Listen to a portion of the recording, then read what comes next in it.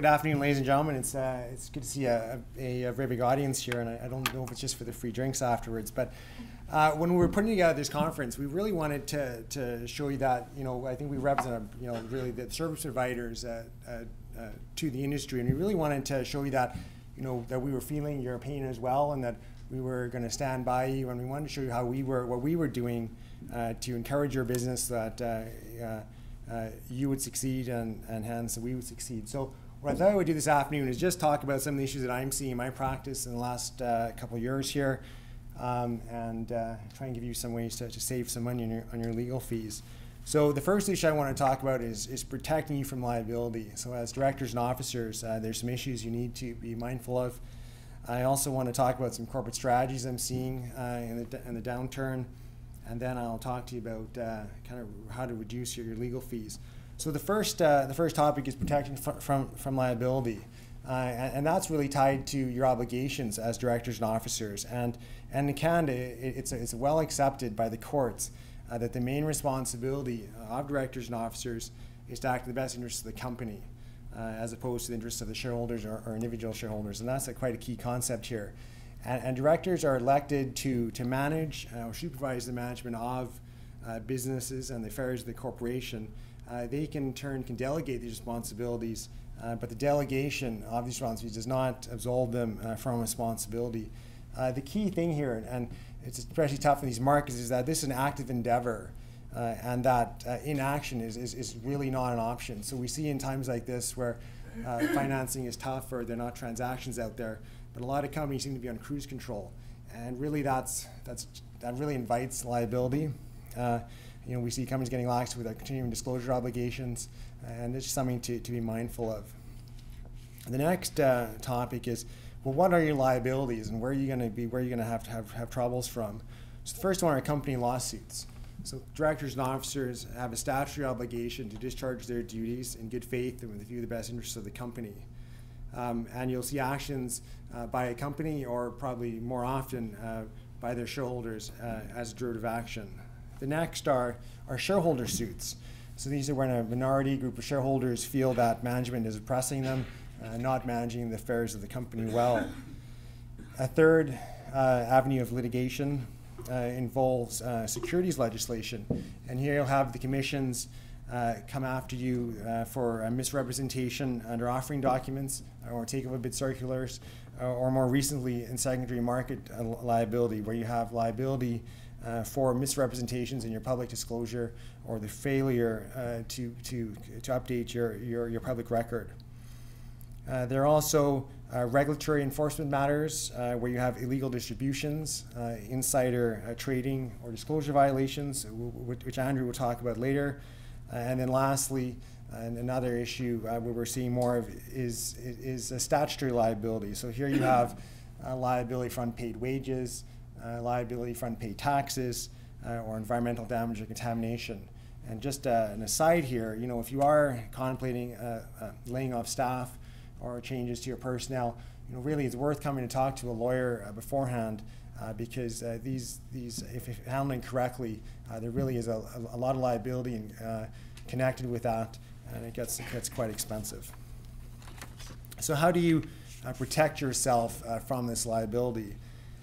So probably the best advice is active management. If you're actively involved with the company and you're actively involved with your business advisors, you're probably well on your way to preventing liability. Another important aspect is the avoid the perception of conflict of interest. In a downturn like this, we have shareholders that they started to look at financial statements, they started to scrutinize the internal operations of companies, and some of the things that I've been approached about and I've advised on are situations we have management companies that have 4 or 5 junior mining companies operated out of the same office, and the directors are taking a fee from each company, and they're providing all the back office services.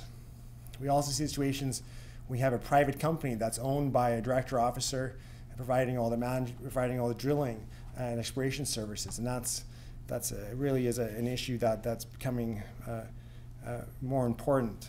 There's also the theft of a corporate opportunity. You have good properties. There's a long-term shortage of minerals and resources, even if your shareholders don't. but I would caution you to, if you are looking to take over one of your company properties or assets, you really think twice about that, because shareholders are not above coming after you for a theft of a corporate opportunity. So give that some thought. The other last issue here is remember your duty of loyalty. We're seeing more cases where controlling shareholders or creditors are nominating directors to a board, and the key issue here is that a director nominating this way cannot prefer his or her nominator to the interests of the company. So notwithstanding that you're representing a large shareholder, you really do have to be mindful of the company's best interests. Another way to protect yourself is directors and officers insurance. So just a cautionary note here, there is no standard wording for directors and officers insurance policies. Each provider or insurance company will have their own wording. So you really should look at a couple of different policies and go over with your lawyer and see which one will work for you.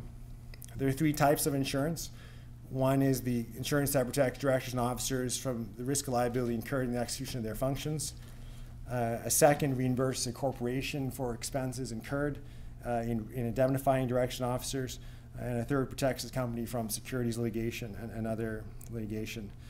The policies are self-consuming, so that if you have a $2 million policy and you spend $500,000 in legal fees, you only have $1.5 million in insurance left. So be mindful of that.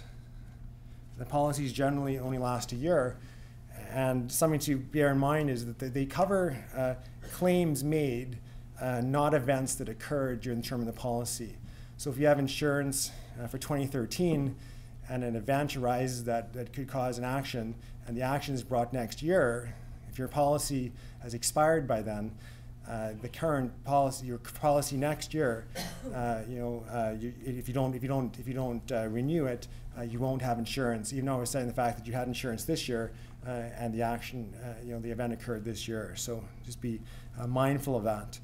The reason it's important is we're seeing, companies' insurance is expensive, and we have companies looking to cancel directors and officers insurance. And one of the things that we have discussions with, we have people say, well, the articles provide that the company will indemnify us. The Act permits us to indemnify. And I've seen instances where articles can be revised. So you can revise it to exclude the indemnification of former directors and officers. So just bear that in mind. And my advice really is that you should have your own individual policy, your own individual agreement, your indemnification agreement with the company if you're a director or officer. It's really important that you look after your interests that way. So some more optimistic things here. The planning and executing of corporate strategies in the downturn. So capital raising is a big topic these days. And we see lots of news about alternative financing, whether it be streaming or royalty deals. We also see lots of what I call toxic debt. We have lenders of last resort who are lending money to junior mining companies. And this is an especially problematic debt because it often has a conversion feature to it, and the conversion price ratchets. So if your stock price goes down, the conversion price ratchets down with it. And the management of mining companies is loyal, and they really do try and protect their existing shareholders. But really, this can be a very fatal mistake. And we've seen lots of cases recently where mining companies that really have no revenue stream take on this debt as a way to raise money in the short term, think, well, the market will turn in 18, 24 months. But these lenders are very sophisticated, and really you should be very wary of such debt. We talked about this before, but if you're going to amalgamate or sell, prepare yourself, to make yourself attractive. In the last couple of years, the concept of corporate social responsibility has become a bit of a buzzword. Well, the majors are concerned about that stuff, and when they look at properties and companies, be mindful that's very much on their mind. So things that are seemingly irrelevant to you right now, like a CSR policy, may be important when someone's looking to acquire you. Plan your response time. A takeover bid is a 35-day window. Plan of arrangement can be done in 65 days. So really, you should have some kind of pre-planning.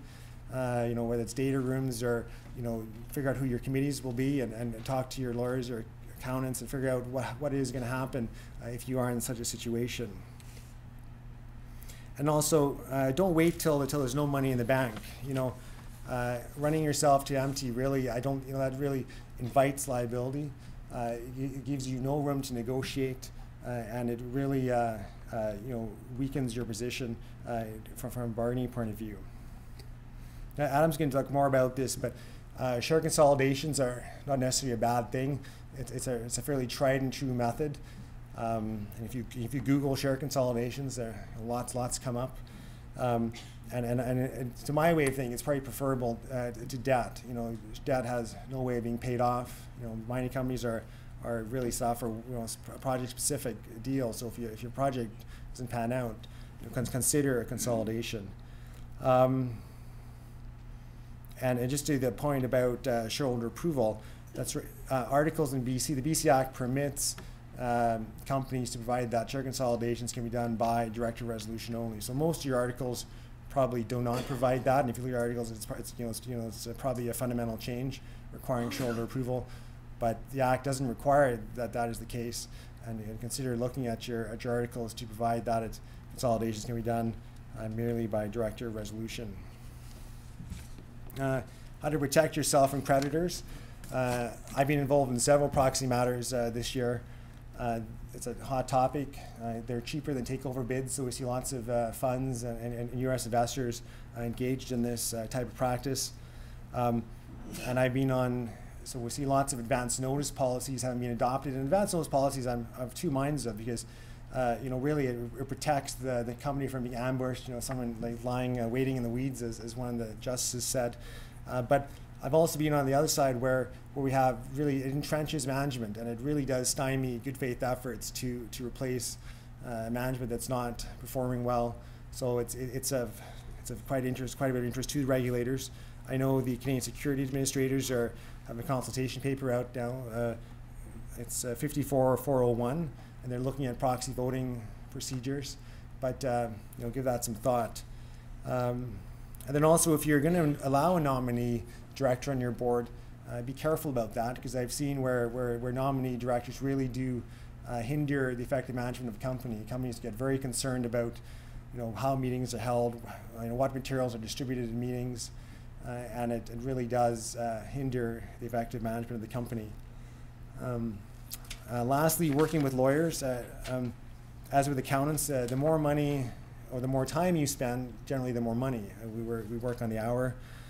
So ways to avoid that are, the more planning that can be done ahead of when you come and talk to us. You insisting on prompt replies to communications. Emails and phone calls shouldn't go days without being returned. Try and establish a scope of work or a budget for a project. Work with in-house corporate secretaries or paralegals.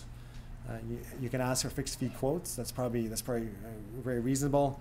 Ask for volume discounts, and then also look at success fee-based billing. So if you're trying to do a takeover and it doesn't succeed, maybe there's a discount there, or if it does succeed, maybe there's a premium. But it's worth having these discussions with your lawyers, because we're all here to help you survive. So that's really all I have to say. So thank you very much for coming out today. I appreciate that.